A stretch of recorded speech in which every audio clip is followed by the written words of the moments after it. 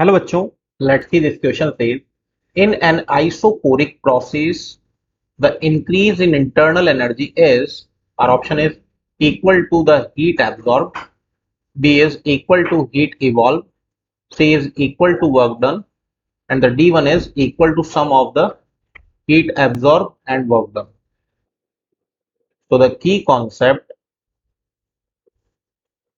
for this question is first law of thermodynamics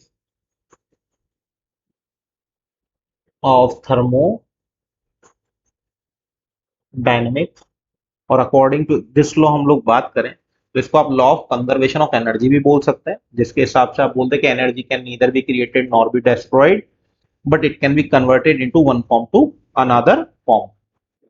तो सीधा question पे आ जाते हैं। तो यहाँ दिया हुआ फॉर आइसोकोरिक प्रोसेस अगर हम लोग बात करें, आइसोकोरिक प्रोसेस जिसमें कि आपका वॉल्यूम जो है वो कांस्टेंट रहता है, volume is constant.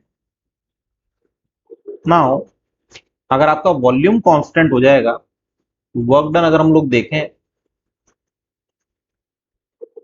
Which is W is minus P external delta V, तो इसका वैल्यू आपका हो जाएगा 0। तो वर्क डन आपका कितना हो जाएगा 0।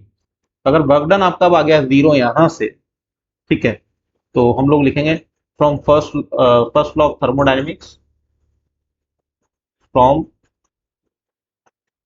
First law of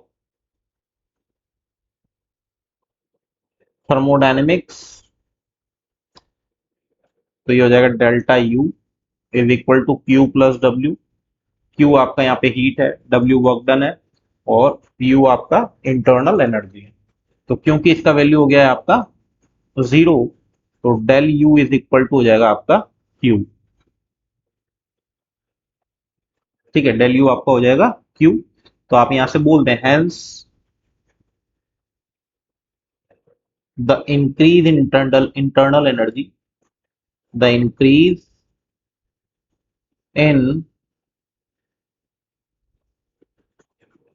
internal energy will be equal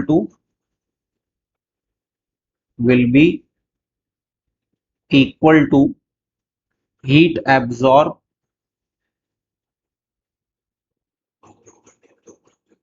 by the system।